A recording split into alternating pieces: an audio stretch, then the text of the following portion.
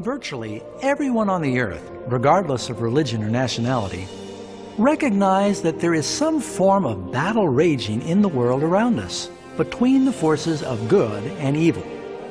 A colossal struggle between light and darkness, truth and error, oppression and freedom, right and wrong, and ultimately life and death. What is the story behind this glaring paradox? Many religions, including the Bible, teach that beyond the three-dimensional veil of our physical world we see, there's another very real spiritual world we cannot see. In this unseen realm ever about us, we see a titanic battle raging between the supreme righteous hero and the ultimate evil villain. The big question is, who are these primary players? And how, where, and when did this cosmic crisis begin? This is the greatest mystery of the ages and the most amazing true story that has ever been told. This crisis now involves every person on earth. Yes, every person.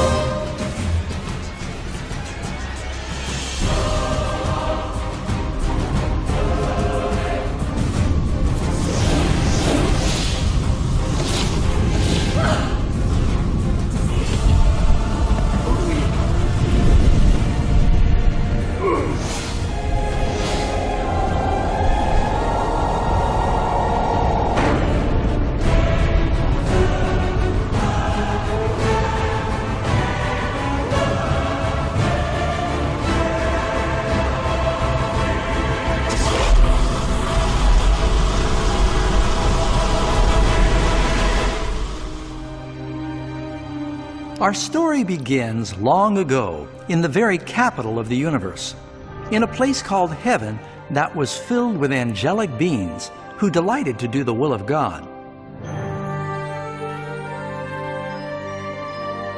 Under the Creator's just and loving government, all of heaven enjoyed an existence of happiness and perfect bliss.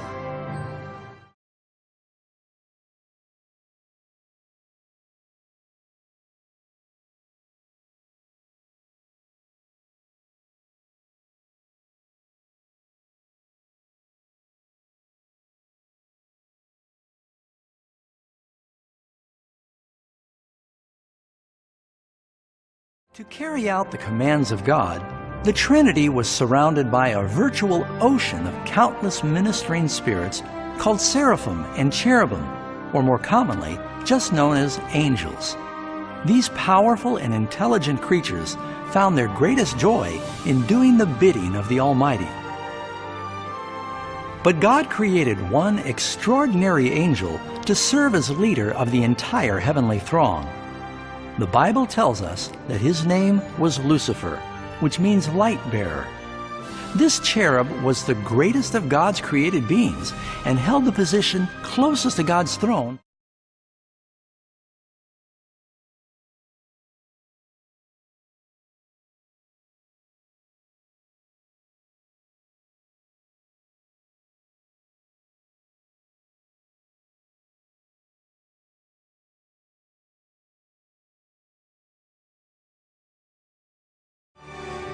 Lucifer's job was to communicate the light and knowledge of God's will to all the other angels.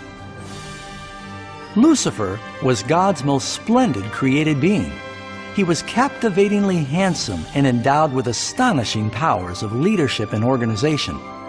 Among the angels, he was greatly admired, respected, and loved as a friend.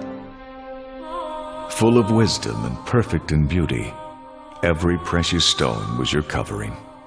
You were the anointed cherub who covers. I established you. You were on the holy mountain of God. You walked back and forth in the midst of fiery stones. You were perfect in your ways from the day you were created, till iniquity was found in you. As Lucifer began to ponder his own beauty and power, his heart gradually started to change.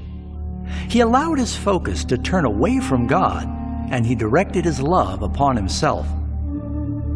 How you are fallen from heaven, O Lucifer, son of the morning! How you are cut down to the ground, you who weaken the nations!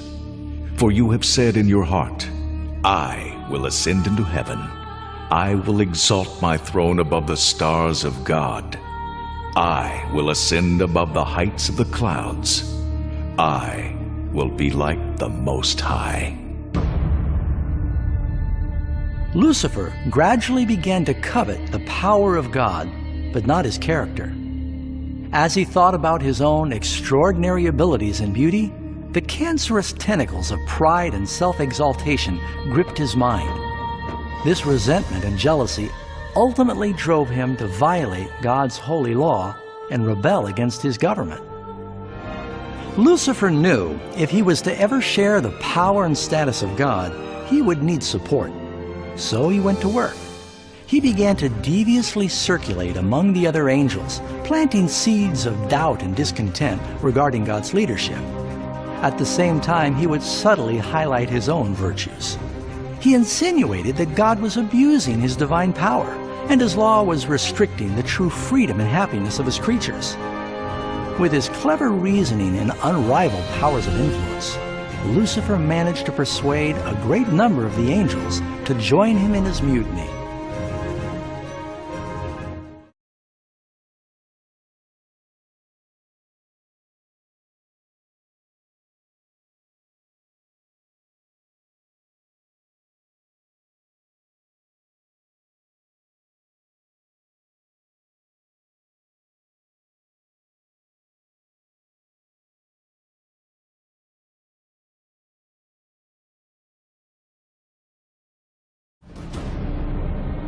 Woe to those who seek deep to hide their counsel far from the Lord, and their works are in the dark.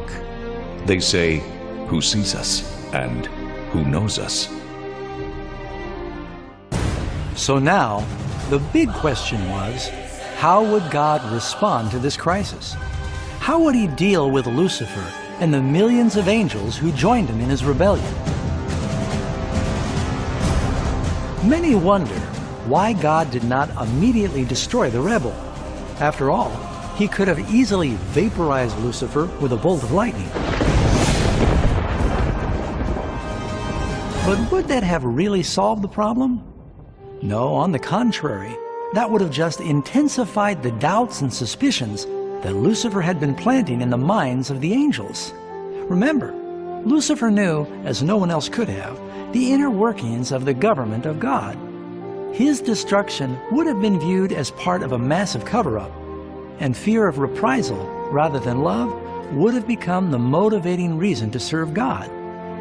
No, the Lord knew in His wisdom the best way to meet the crisis was to allow it to run its course. This would be the only way to ensure that evil would never rise again. Let both grow together until the harvest. And at the time of harvest, I will say to the reapers, first gather together the tares and bind them in bundles to burn them, but gather the wheat into my barn. In the parable of the wheat and the tares, Jesus illustrates that a growing time is needed for a plant to reveal its true nature. In His infinite understanding, God knew, given time, Lucifer's real character would be exposed, and the bitter fruit of his rebellion would become apparent to all.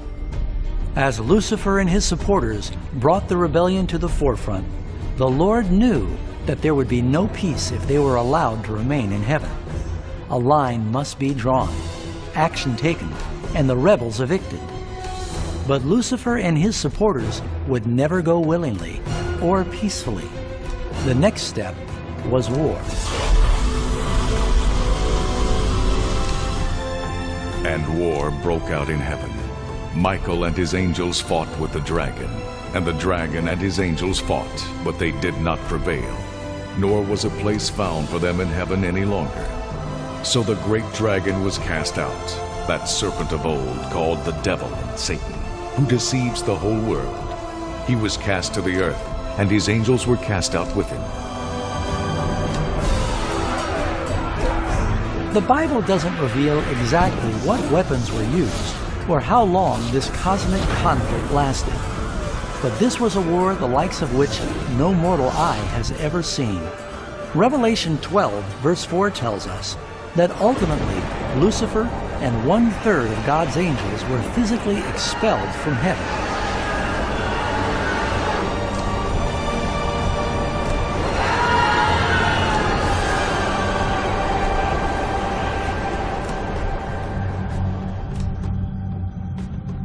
But what next? Lucifer now had millions of angels on his side, but he needed a staging ground from which to continue his revolt.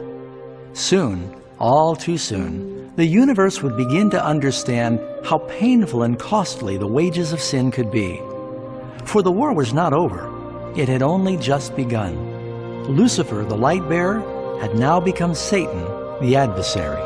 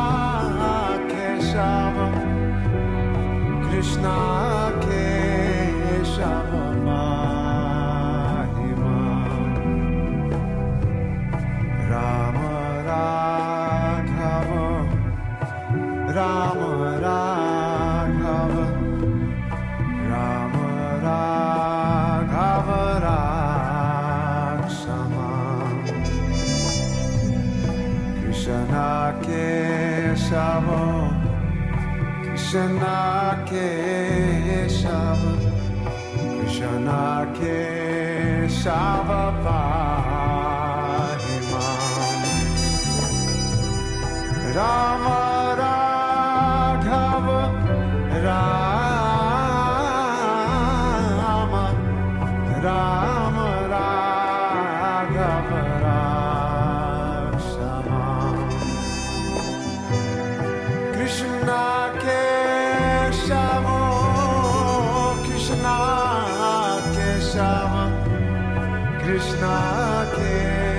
Keshava